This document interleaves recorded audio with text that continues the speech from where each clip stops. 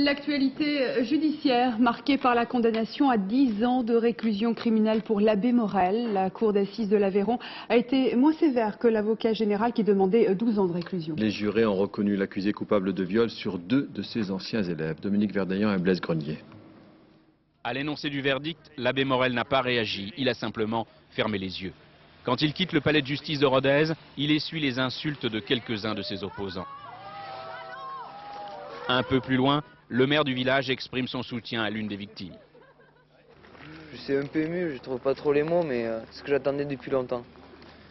Qu'il soit jugé coupable, c'est ce que j'attendais depuis longtemps, parce que je savais qu'il était coupable, et enfin la justice, elle a su le reconnaître. Jean-Lucien Morel a été acquitté pour le viol de François, mais condamné pour ceux de Florent et Kevin.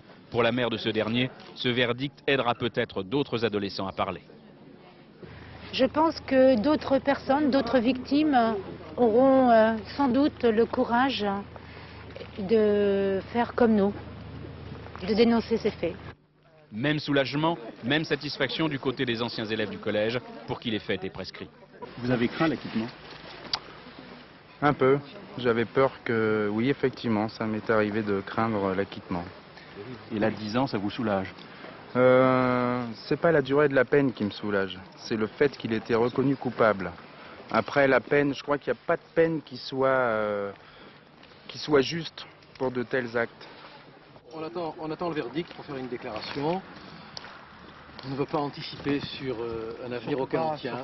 Les avocats seront nettement moins bavards et beaucoup plus discrets après la condamnation de leurs clients.